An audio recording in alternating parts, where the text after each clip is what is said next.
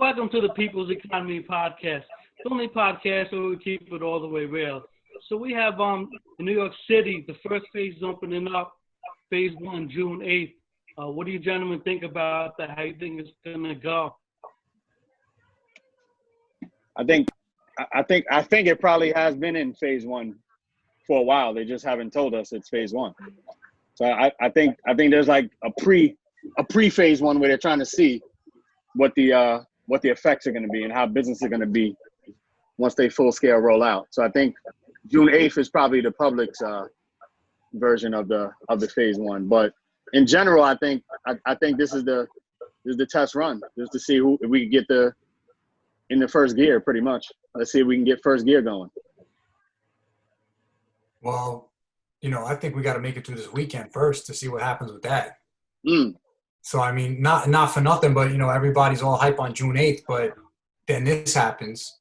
And, that could change a lot too. Financially, it can. Yeah, I mean, I think it's deeper. I think it's a lot deeper than everybody thinks. And, our hopes to open up the economy is to stimulate the economy. Of course, people want to get out. They want to do things. They want to live their normal lives again. But I think we're all kind of in limbo. We all have hope that June 8th is going to start phase 1, then phase 2, then everybody can slowly get back to work with these new regulations and all that stuff. But right, I don't know, man. I can't predict anything. I'm really just I'm on some you go first. So you're not the only one. Yeah, you're not the only one. You're not. There's more. There's definitely more. I'm not trying to be phase 1. That's for sure. Mm-mm. If I would give my honest opinions to the viewers, I would say stay in the same mind focus you have been during this quarantine, because we're not sure if that date is even, like you said, we got to worry about this weekend. So it's really a day-by-day thing. Right, It's a trial run. It's a trial run to see if restaurants can sustain, opening with half capacity and with all these regulations and what's going to go on. And then, you have the governor saying that it's not mandatory now to wear masks. They gave the power of the business owners to say whether or not you could be in their establishment if you do wear a mask or not. So that's going to cause a lot too, because you know what? There's two people right now. There are the people that,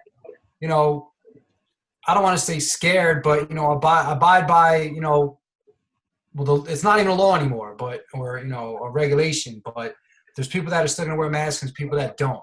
And then the people that don't are going to, that's just going to be a new, something else to, fuel the fire of the divide that's been going on. And it's like, so if a restaurant owner says, so that puts the owner in a predicament too, because as much as they want their business, if they don't want people in there without masks, and I'm sure most of them don't even care if they're wearing masks or not. They want their business, but then you got the people in the restaurant already wearing masks, keeping their 6 feet. They're going to let somebody in without a mask. It's like, well, what's the point now? So this is a trial run to see who can sustain the new normal. And I agree with that. Who's with it or not, and unfortunately, there are going to be those people that want to go into establishments. They don't want to wear a mask, and they're going to feel like they're being, profiled for not wearing a mask. And it's like, well, I don't want to wear a mask. Well, I need you to wear a mask in my establishment. Well, I don't want to. So what? Maybe now you don't want my money. So I don't know, man. I mean, the mask is like your ID now. It is, and I don't know what it's going to be like. Unfortunately, I do feel that most of us missed the boat in mid to late June as far as investing goes, because between like the 19th and the 23rd, everything just took a dump, and I panic bought, I panic sold. I'm sure a lot of people panic bought, panic sold, and it's crazy because you see, there's only like a handful of like corporations and, that are really booming right now. And Amazon, I mean, behemoth. The craziest part about this whole thing that drives me absolutely nuts is that someone like Jeff Bezos, who, let's keep it real here. When have you ever heard an interview from him or anything like that where he's like inspiring? He's not. All he is, he's a guy who got lucky with an idea first, and now he prides himself on being the richest man in the world. And he's just going to keep getting richer and richer. He's in a position to change the entire United States with all the money that he's making. He is in a position to single-handedly change the world. And what? Because of his trillionaire? He's about to be trillionaire status? Yes. Yeah, there was an article about that, yeah. The influence he has, everything, all right? But he's not doing it. And he's making more money, and they're praising him that he's on track for 2026 to be the first trillionaire. You know who I give a lot of props to? Elon Musk. Because Elon Musk don't care about the money. Elon Musk wants to see society and humans, advance. And that's what he's putting all of his money into. He doesn't care if he's the richest man. That's the only thing Jeff Bezos has. If Jeff Bezos wasn't the richest man in the world, nobody would talk to him. I mean, look at him. Why? Because he got a bald head? Just look. No, just like I've never seen an interview. I've never read an article that inspired me. He's giving us the chance too. We can use FBA, make a couple $100,000 grand off of his platform. So he's giving us an opportunity. Yeah, it's true. We can hop right on there. We can make quick $100,000 for his trillion. I mean, we have new opportunity as well. I feel opposite on Jeff Bezos and who he is, because he's a visionary. The reason why he made Amazon was because at the time he was I think he was working like for a hedge fund, and he saw the growth rate that the internet at the time was producing for corporations, and he thought he has to get on this now.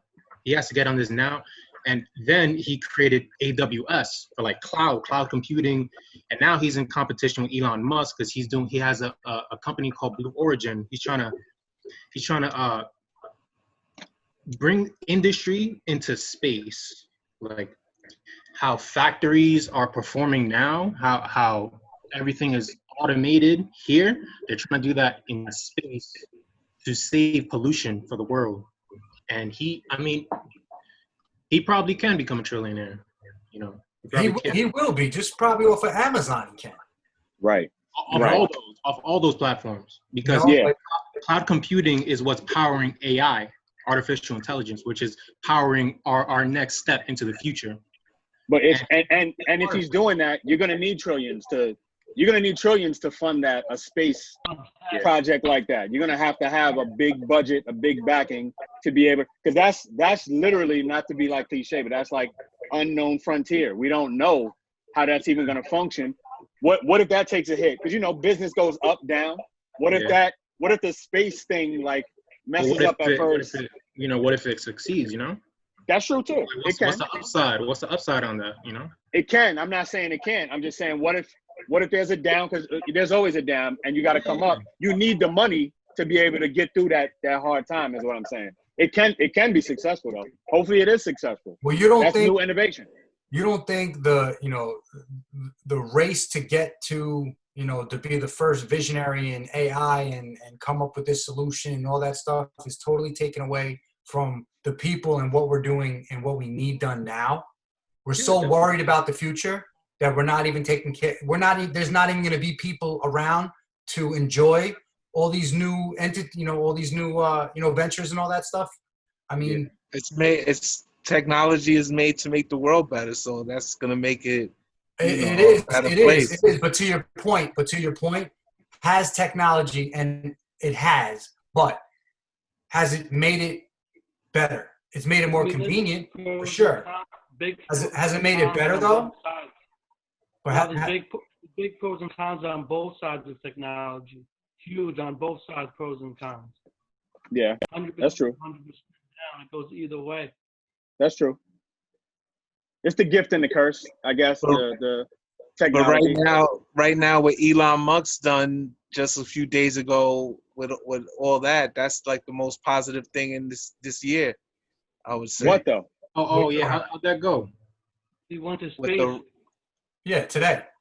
He didn't go. You know what I mean? His company, SpaceX, He might. They had 322. They launched it. You didn't see He it? might have been. He might have been before.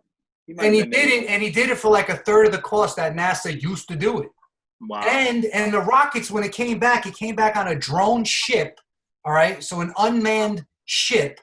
Right. The rocket came back down, and like I was like, I couldn't even believe it. I was like, this is some Back to the Future stuff right here. It's crazy.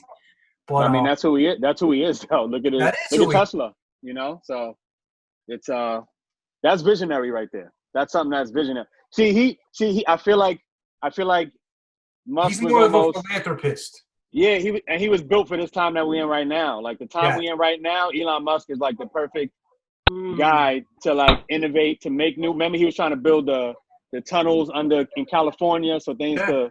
We need more people like him that has all this money and is like, you know, let me invest it back into economy. Even though eventually he's going to get it back, but right now he's like, no, let me invest into the people that are, you know, going to get me this. I don't think he cares about the money.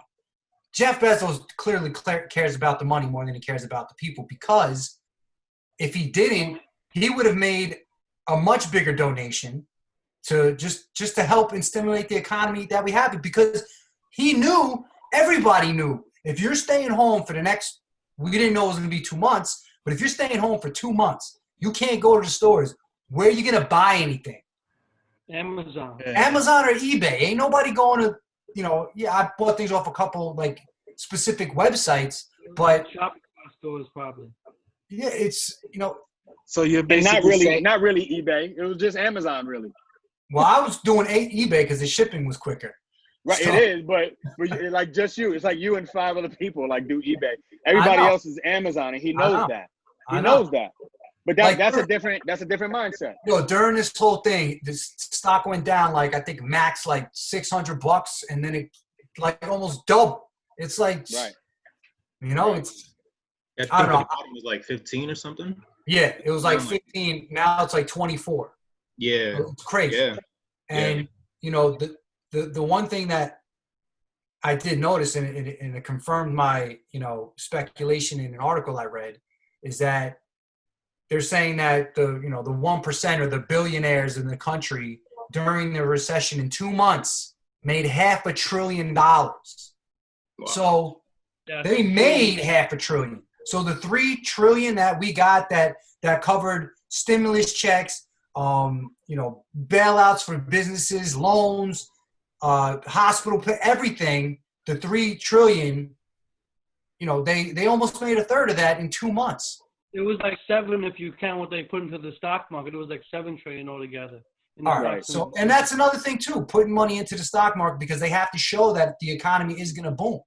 Right. You know, like right now, our economy is, you know, it's being led by numbers in a market.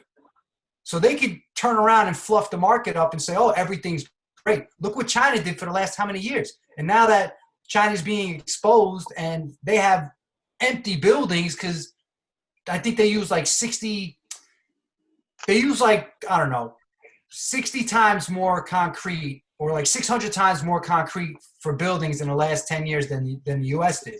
So they're showing that their economy's booming and that they're building more, but they don't have anybody even occupied in these buildings.